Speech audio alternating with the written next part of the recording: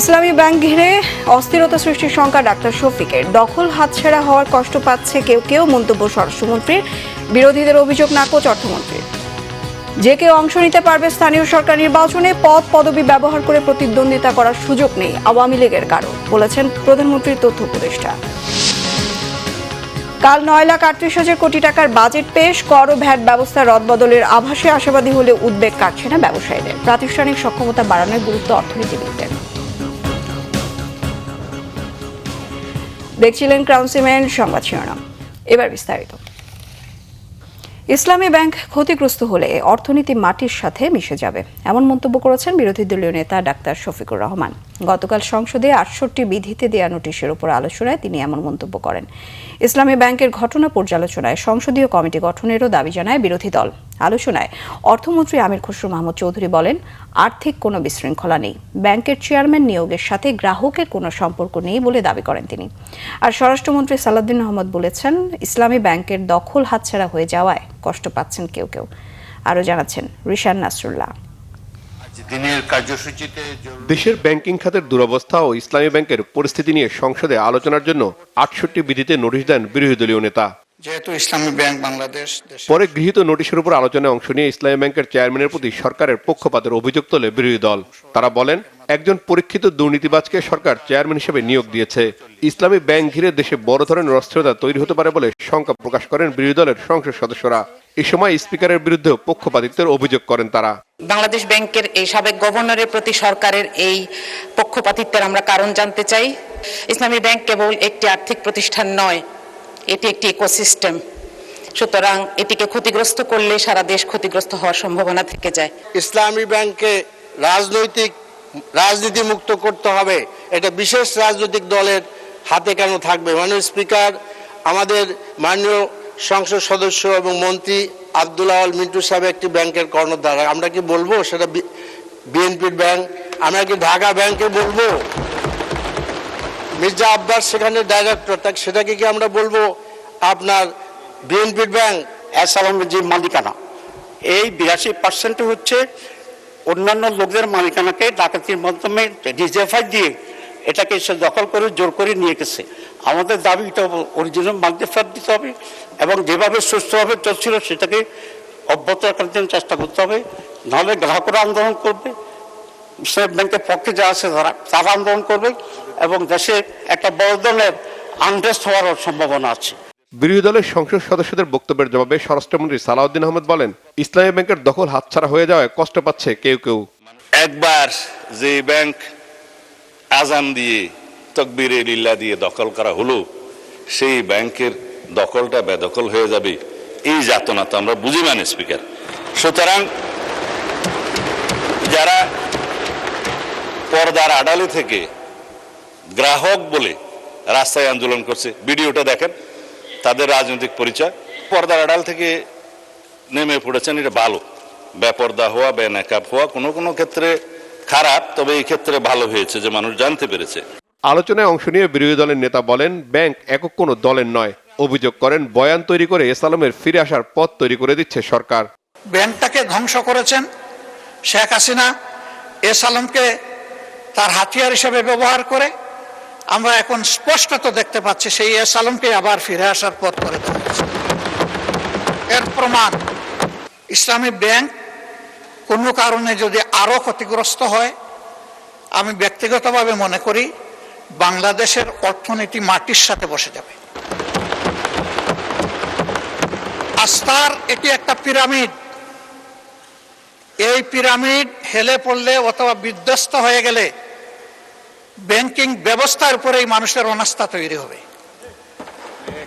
এবং এই অনাস্থা বাংলাদেশের জন্য কোনো ভালো বার্তা বয়ে আনবে না। সবশেষে আলোচনায় অংশ নেন অর্থমন্ত্রী আমির খসরু মাহমুদ চৌধুরী। তিনি বলেন, বিরোধী দলের অভিযোগ সঠিক নয়, দেশে আর্থিক ও ব্যাংকিং খাতে কোনো সংকট নেই। মাননীয় বিরোধী দলের যে আশঙ্কা যে আপনারা প্রকাশ করছেন, এটা আমরা একটু যোগসূত্র দেখতে পাচ্ছি এখানে। কারণ এই যারা উইথড্র করে চলে গেল, এরা কারা? নিশ্চয় চেয়ারম্যানের কারণে উইথড্র করে নেই। যারা উইথড্র করে চলে গেছে তারা বোধহয় এই ইসলামিক ব্যাংকটাকে বিপদে ফেলতে চাচ্ছে এবং এর পেছনে কারো হাত আছে আমরা বিশ্বাস করি, কোন কোন শক্তির হাত আছে। তারা চায়, আসলে তারা ইসলামিক ব্যাংকের ফেল করতে চায়। ইসলামিক ব্যাংকটাকে তারা ফেল করে রাজনৈতিকভাবে ফায়দা উসুল করতে যাচ্ছে। ব্যাংকটিকে ঘিরে যে রাজনৈতিক ইকোসিস্টেম তৈরি হয়েছে সেখান থেকে বের হতে হবে বলেও মন্তব্য করেন অর্থমন্ত্রী। যখন বলি রিশান নাসরুল্লাহ, বাংলাভিশন, ঢাকা। ব্যাংক বিমা সহ দেশের বিভিন্ন প্রতিষ্ঠানে রাজনৈতিক হস্তক্ষেপের মাধ্যমে অপরাধীদের বিভিন্ন প্রতিষ্ঠানে নিয়োগ দিচ্ছে সরকার। অভিযোগ জামায়াতের আমির ও বিরোধী দলীয় নেতা ডাক্তার শফিকুর রহমানের। গতকাল রাজধানীর মগবাজারে আলফালা মিলনায়তনে আসন্ন 2026-27 অর্থ বছরে জাতীয় বাজেট প্রণয়নকে সামনে রেখে জামায়াত ইসলামের পক্ষ থেকে 8,39,505 কোটি টাকার ছায়া বাজেট প্রস্তাবনা উপস্থাপন উপলক্ষে সংবাদ সম্মেলনে এসব কথা বলেন তিনি। শফিকুর রহমান বলেন, সরকারের প্রস্তাবিত বাজেটে জনগণের কল্যাণ ও বাস্তব চাহিদার প্রতিফলন থাকতে হবে। পাশাপাশি বিরোধী দলগুলো ছায়া বাজেটের ইতিবাচক প্রস্তাব গ্রহণ করলে সাধারণ মানুষ উপকৃত হবে বলে মন্তব্য করেন জামায়াতের আমির। বাজেট বাস্তবায়নের সততা ও স্বচ্ছতা নিশ্চিত করতে হবে উল্লেখ করে ডাক্তার শফিক বলেন, তা না হলে কোনো বাজেটই জনগণের কাছে গ্রহণযোগ্য হবে না। বলেন, কালো টাকা ও সাদা টাকা এক করে সম্পূরক বাজেট আনার সংস্কৃতি জনগণের স্বার্থ রক্ষা করে না, বরং অর্থনীতিতে নেতিবাচক প্রভাব ফেলে।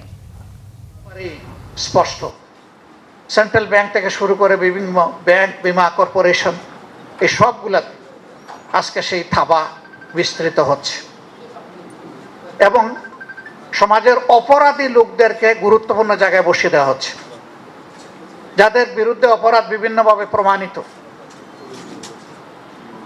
এইভাবে যদি দেশের অর্থনৈতিক ব্যবস্থাপনার উপর রাজনৈতিক অন্যায্য হস্তক্ষেপ অব্যাহত থাকে, তাহলে ইতিমধ্যেই অর্থনীতির দুই অঙ্গের এক অঙ্গ মাটির সাথে পড়ে গড়াগড়ি বাঁধছে স্টক মার্কেট, আরেকটা অঙ্গ ব্যাংক বিমা কর্পোরেশন। এইটাও যদি এলোমেলো বিধ্বস্ত হয়ে যায় তাহলে জাতির গন্তব্য কোথায় গিয়ে দাঁড়াবে?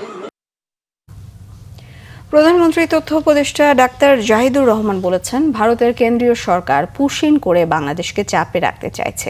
এটা মনে করছে না সরকার। তবে পশ্চিমবঙ্গে নির্বাচনে দেওয়া প্রতিশ্রুতির কারণে সীমান্তে উত্তেজনা তৈরির চেষ্টা করা হচ্ছে। ভারত চায় বাংলাদেশের সাথে সম্পর্ক এগিয়ে নিতে।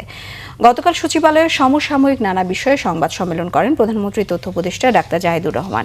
এ সময় তিনি বলেন, স্থানীয় সরকার নির্বাচনে ব্যক্তি হিসেবে যে কেউ অংশ নিতে পারবেন। সে কোন দলে সেটা বিবেচনা নেওয়া হবে না।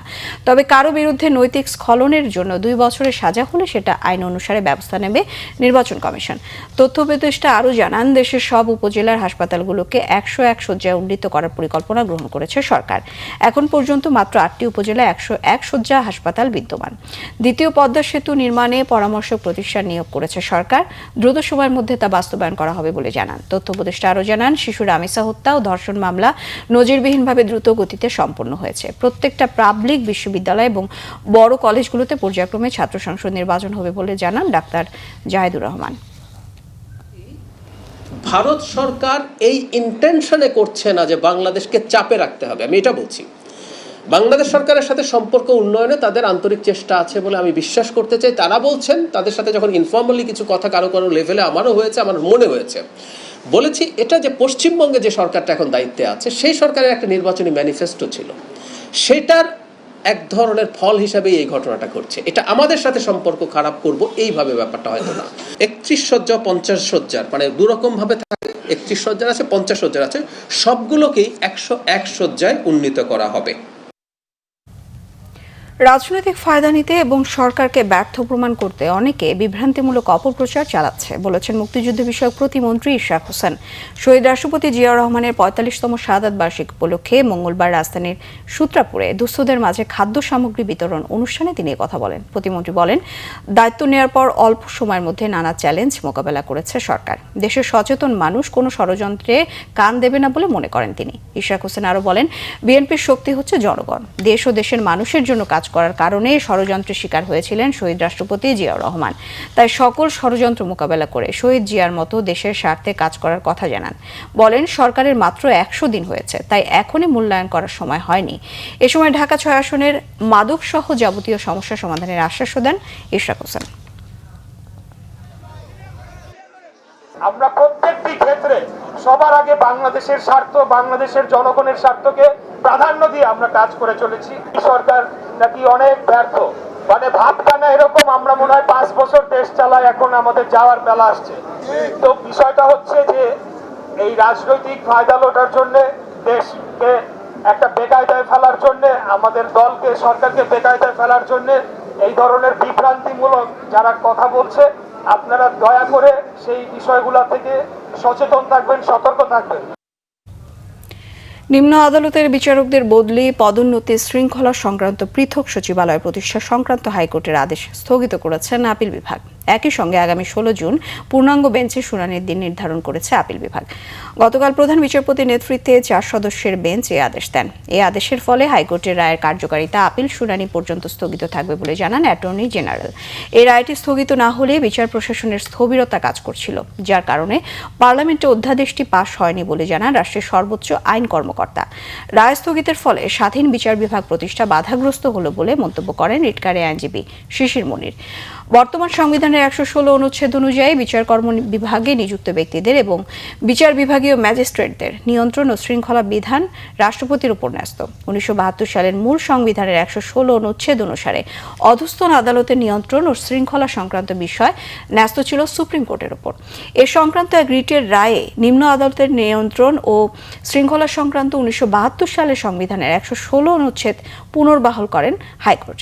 একই সঙ্গে বিচার বিভাগের জন্য আলাদা সচিবালয় গঠনেরও নির্দেশনা দেন। চলতি বছরের 21 মে হাইকোর্টের রায়ের বিরুদ্ধে আপিল করে রাষ্ট্রপক্ষ।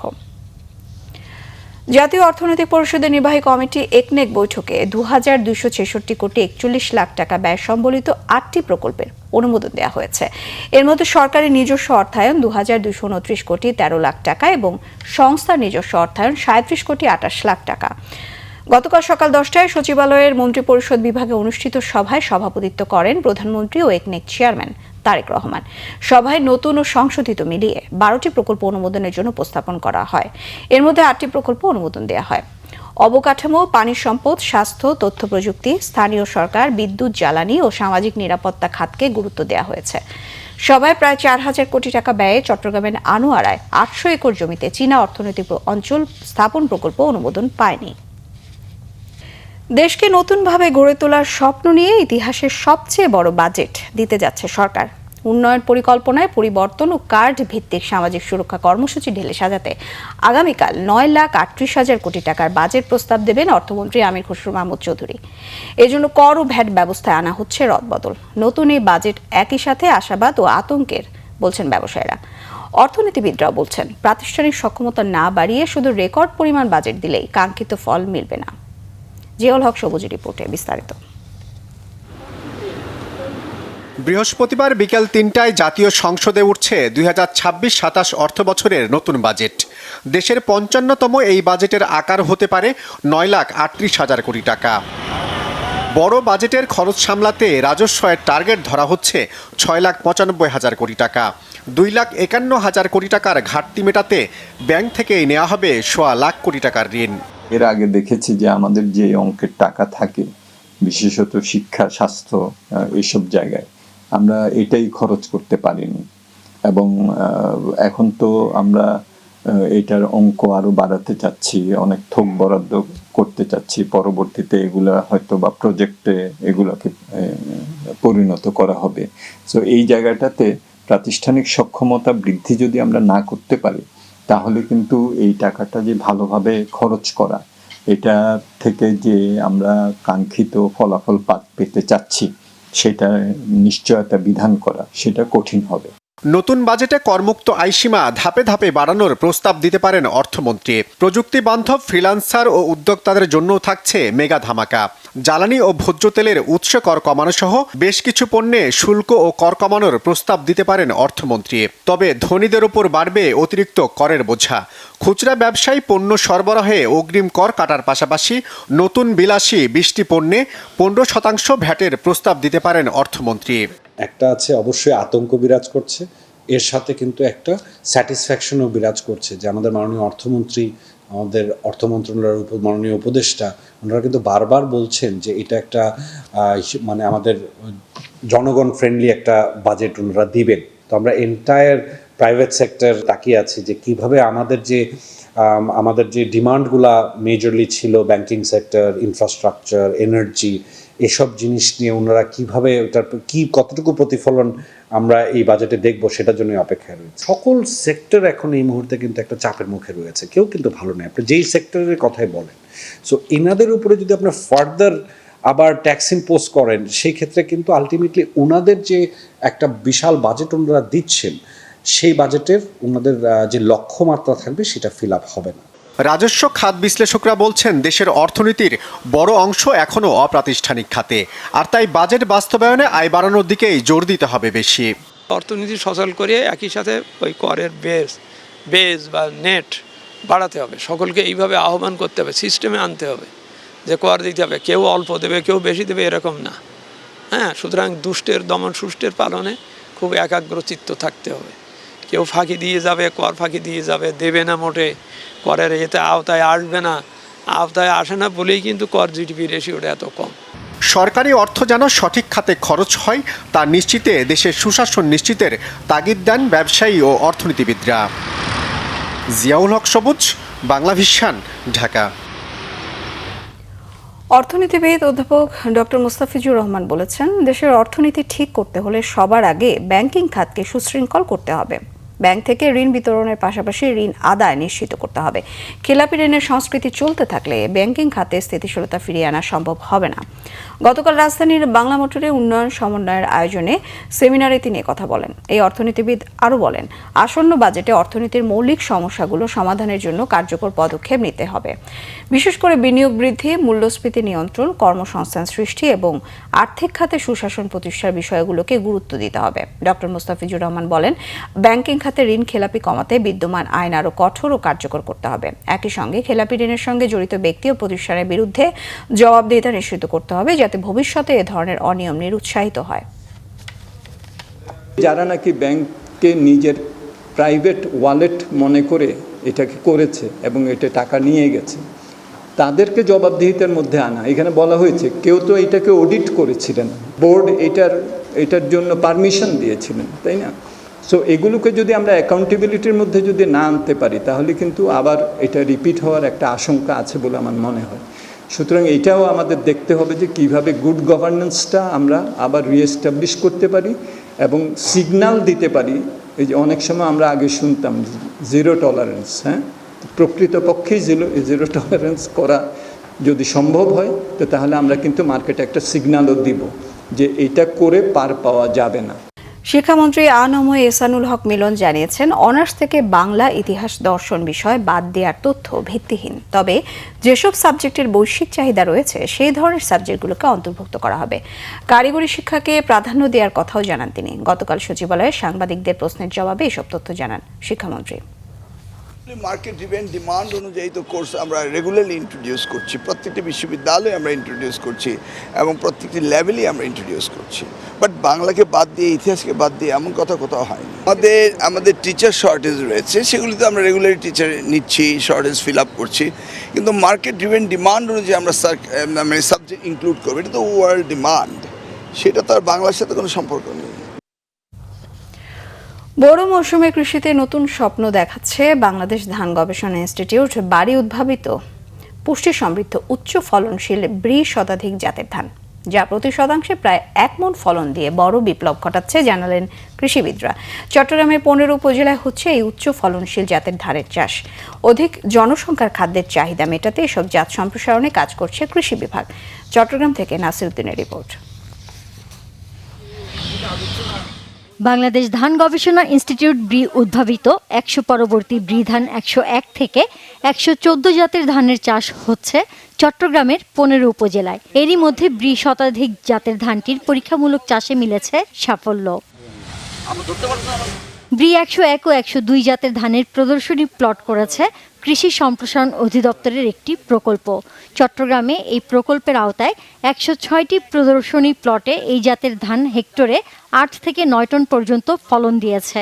সেই হিসাবে শতাংশে ফলন দিয়েছে প্রায় 1 মণ বা 1 মণেরও বেশি। ব্রি ধান 29-এর বিকল্প হিসেবে এই ধানের আবাদ করছেন কৃষকরা।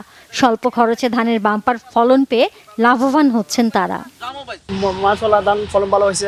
আমাদের যেগুলো ওষুধগুলো দিয়েছে অনেক উন্নত মানের ওষুধ, স্কোয়ার কোম্পানির ওষুধ দিয়েছে, এই ওষুধগুলো দেওয়ার পরে দেখতেছি ধানের কোনো রোগ বলে আসে নাই। কৃষি অফিসারের পরামর্শে 101 ধানে শ্বাস করছি, ইনশাল্লাহ অনেক ভালো হয়েছে ফসল। এই পর্যন্ত আমরা যতটুকু পেয়েছি রেজাল্ট মোটামুটি এখন পর্যন্ত ঠিক আছে, ভালো আছে এবং অন্যান্য জাতের চেয়ে উন্নত মানের।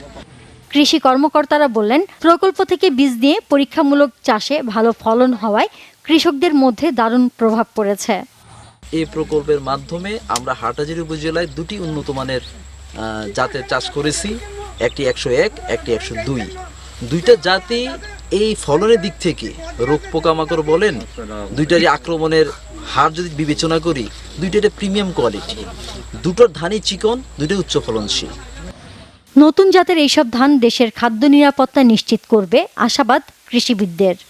আমাদের লক্ষ্যমাত্রা 100 পরবর্তী নতুন জাত, এই আপনার অধিক জনসংখ্যার খাদ্যের আপনার চাহিদা মেটানোর জন্য, অধিক ফলনশীল জাত সে বিষয়ে সম্প্রসারণের জন্য আমরা বিভিন্ন প্রকল্প, উঠান বৈঠক এবং কৃষক পর্যায়ে বীজ সংরক্ষণ মাধ্যমে আমরা সেই জাতগুলো আমরা সম্প্রসারণ করতেছি।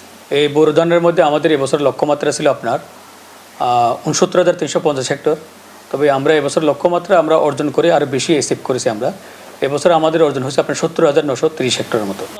গেল মৌসুমে চট্টগ্রামে বোরো আবাদের লক্ষ্যমাত্রা ধরা হয়েছিল 69,350 হেক্টর জমিতে, কিন্তু আবাদ হয়েছে তার বেশি 70,930 হেক্টরে। কৃষি বিভাগের সহযোগিতা পাওয়ায় দিন দিন নানা জাতের ধানের প্রতি আগ্রহী হচ্ছেন কৃষকরা। Bangla vision news desk. সংবাদ শেষ করব ক্রাউন সিমেন্ট শিরোনামগুলো আরও একবার জানিয়ে।